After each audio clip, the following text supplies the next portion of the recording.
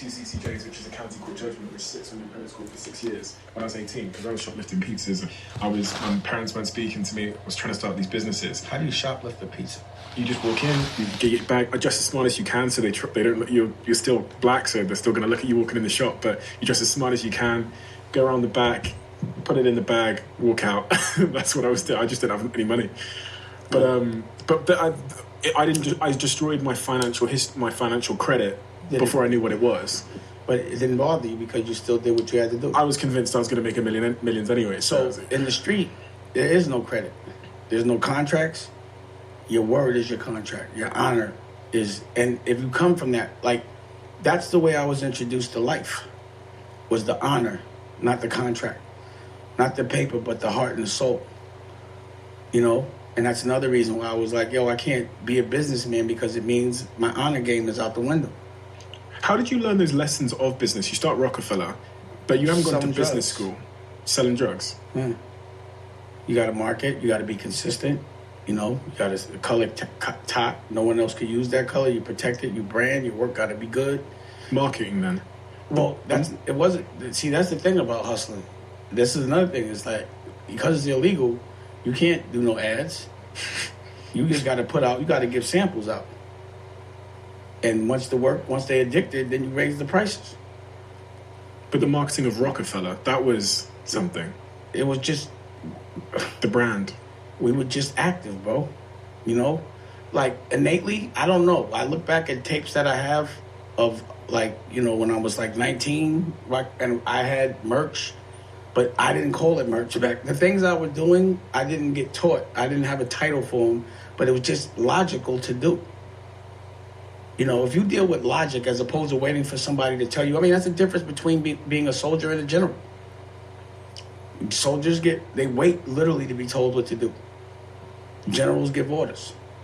There as well, the naivety seems to be playing into your favor, because if you'd gone to business school and learned about how to build a record label. While I was in business school, I'd have been missing building Bro, I paid for my daughter's college, right? But I told her, you don't have to go to college. She wanted to be a model at the time. Those 4 years would have been the prime years for her. You understand what I'm saying? Now she graduated, and it's like, I would have preferred, because her education cost $250,000. I would have way preferred to just give her $250,000 as a salary, or at least invest $250,000 in a business fund. You know, I tell my son Lucky, he's in college right now, and I'm telling him, I'm like, I just did this with your sister. If I'm paying for college, you're going to listen to your professor, but you're going to have to listen to me too. I have to be able to tell. Now, this is my first lesson. Tell me what your dreams are. What's your dream? And it's the hardest question for him to answer. They don't teach dreaming in school, which is why we make books. That I ain't going to be mad about it. I'm part of something called the OSG, and there's also, and it's 200 principles, and most of these principles are from places where most people are economically challenged. And what we do is we discuss curriculum, the things the Board of Education's not doing, we'll do it. They do that on Thursdays, and on Tuesdays I teach the principles in entrepreneurial class, because none of the principals knew how to dream. I'm like, how y'all teaching your teachers to teach the kids how to dream if y'all don't? So in order to teach these kids how to be fearless, y'all got to be fearless. And they have. And they've been there. So I'm not just the person that talks about problems. I'm actively trying to fix them. I read that point about dreaming. I've heard you talk about visualization and dreaming and the importance that plays. And I've also saw you on an interview before. You asked I think it was the host, the guy that said he wanted to be an actor. You asked, yeah.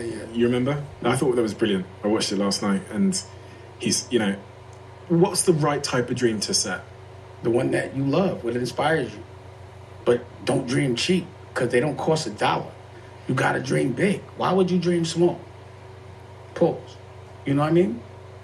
Like, why wouldn't you have the perfect, best case scenario? And it has to be a selfish dream, because you can't help nobody unless you can help yourself.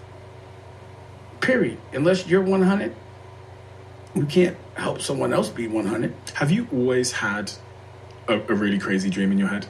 Yeah, I've been living it. Rockefeller was a crazy dream in my head. But so was DD-172. You know what I'm saying? And these other art galleries, everything I'm doing right now, being a director. You know, what I do is, like, as a creative person, I look at my life like a movie, and I like to play different characters. So I got to play the gangster character early, got that out the way. I got to be a music mogul years ago, a fashion designer, a fashion mogul. You know, I started oil. I sold oil for fun, you know, just to do it. You know, Web3, Metaverse, the galleries, you know, with Network, you know, that's where I got my land in Network because of the utilities that it could do. It could do a lot of shit. Just playing these different roles. Where does focus come into this? Because this is None. I'm insane. I don't have any focus. That's the problem. If there is a problem, that is it. I drive my staff and my crew crazy. Every day there's a new idea. I'm inspired. And I want to make it happen tangible, or it bothers me. And I have the wherewithal to make it happen. I'm a starving artist, but starving is relative for me. You know? I'm going to always have a staff that can make my dreams come true. So while I'm in London, trust me, the 3rd edition of the magazine is being, right as we speak, and right now I can feel it actually being drawn and written, you know? What I came to learn probably the hard way about this point of focus is like, I have all these dreams and things I want to do, but they all come at the cost of the things I'm currently doing because there's 24 hours in a day. Even my team's time is finite. So if you're well aware that focus is an issue for you and that, you know, you can't do everything, how have you not sort of stopped, reined yourself in a little bit with all these ideas and projects you have going on? Because as I said, I read the list and I was like, Jesus. Sometimes I have to like completely detach. So the last 3 months, I just left LA. I've been trying to stay away from creative things. I've been hiding my cameras from me.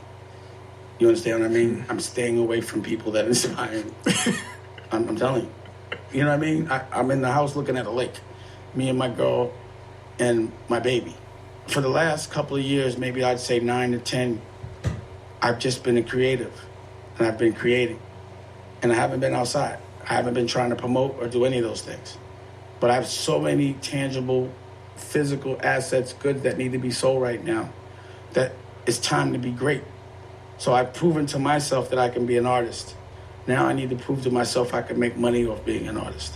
Why does that matter? So I can pay the bills. So I can make more art. To be able to have every single thing physically that everyone that's sold out has is important to me so people can know they could do it on their own.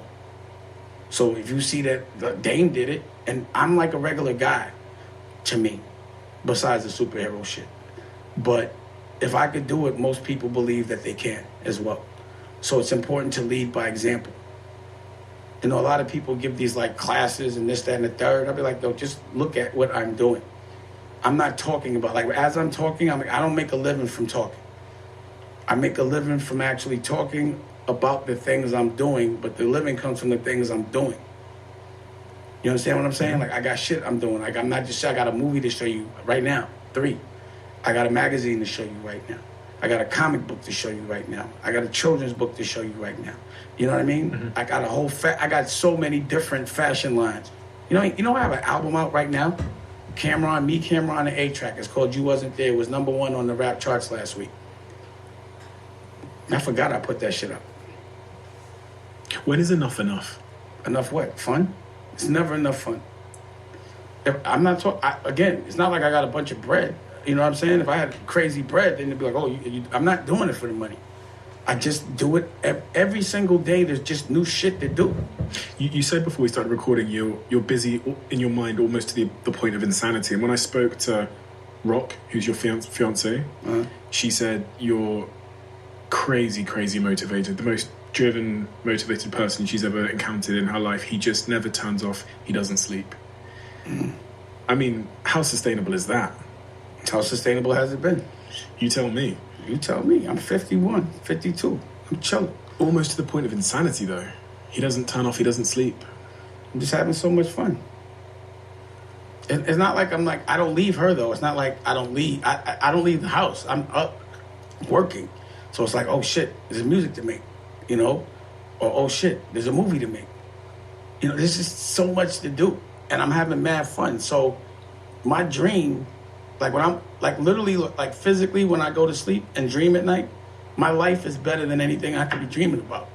And I'd be like literally I wake up like, whew, I'm glad I have to stay in that. Like, am I still in my house? Like, you know what I mean? Like, I love, if God, listen, for me not to take advantage of all the opportunity that God has given me based on where I'm from, it would be disrespectful to the opportunities that are presented for me to sleep right now. It would be disrespectful. It's too much. Like, I am very aware that I live a privileged life compared to most people because I can actually do things based on art all day. So it just would be disrespectful to art, you know? If I was coming up, right, so say I hadn't done anything in my life and I was a young kid, 18 years old, and I'm saying, dang, I've got all these ideas. You know, I've got this book, comic books, the TV, the movie, da-da-da. What advice would you give me in terms of... I'd say focus. Interesting.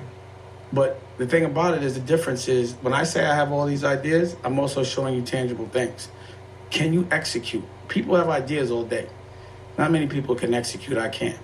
See, that's where there's a gift and a curse. Because I can finish, because I actually can do it, because I will do it. You understand what I'm saying? That's a curse, isn't it? Yeah. But I love it. The reason I'm really obsessing about this topic is I've been talking to my team. Some of them seems like it must be a similar relatable problem. And that's exactly why I'm really picking at it because, you know, I... Don't worry about it. We're told that we can't move in 10 different dimensions at one time. But we really can't. But what about 20? You could do 50. But then it comes at the cost of one of those... And that's what I've been contending with. What life doesn't come with a cost? So, I'll give you an example. This podcast here, we could start multiple podcasts with loads of different creators. So do it. But even 5% of my time thinking about that problem is taken from, like, my companies. Let me show you. Let me equate that to you. So, there are people that can cook very well for their family. But a real chef has to cook 1,000 plates every fucking night. He does not do that on his own. He has other chefs that he teaches. So that's part of being a business person. Like, look at Walt Disney. Like, look at Disney. They do a bunch of shit to insanity, but it gets done. So that's where the business comes. See, I'm lucky enough that I can understand my left and right side of the brain, but I kind of understand if you do two things, both of them working at the same time, it doesn't work out. Because when you're dealing with money, you can't be emotional. But when you're dealing with art, it's pure emotion. So when I'm shooting movies and people try to make me do business, I'd be mad. Like, get the fuck, don't. It's not going to come from a businessman's place. It's going to come from an emotional place. So, you know, identifying when to turn off, turn on, it's tricky. Have you ever overextended yourself in terms of taking on too much and thought, fuck, I need to... Always. Like, you got to remember, like, I don't have no support. So me, financially. So all these things that got made from one pocket. You know what I'm saying? An independent pocket. So it's never no money to look at. Like, I'm always racing a storm. When things happen to me in life, it's like, what's the message here, right? So we had this crib in Florida. First 2 weeks, lightning hit the crib, blew out the fucking air conditioners. And you can't be in Florida without air conditioning in the summer. And then this hurricane comes through. So the hurricane is on its way. I got to go to the Black Caucus in Washington and have a commission meeting and do a panel for the Congressman Andre Carson in the commission.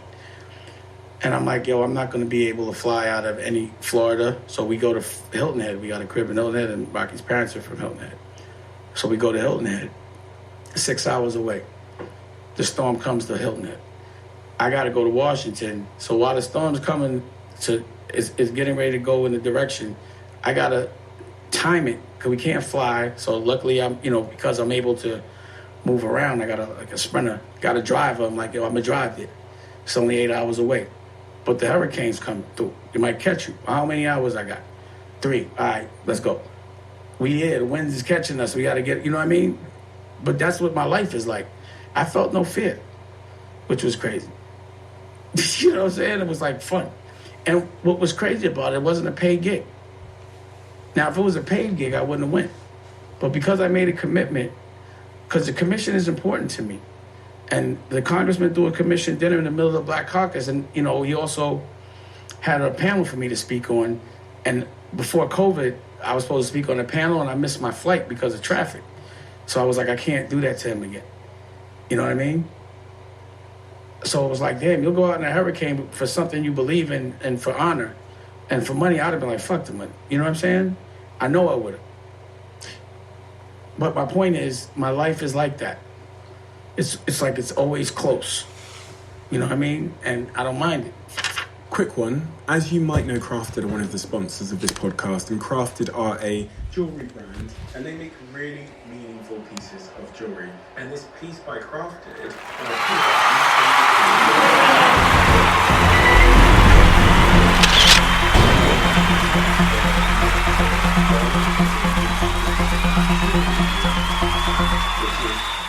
sometimes a little bit aggressive with my goals, and determined and courageous and brave.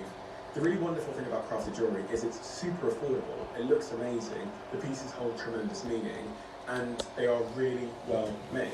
Quick word from one of our sponsors. I've got a tip for all of you that will make your virtual meeting experiences, I think, 10 times better. As some of you may know by now, Blue Jeans by Verizon offers seamless, high-quality video conferencing. But the reason why I use Blue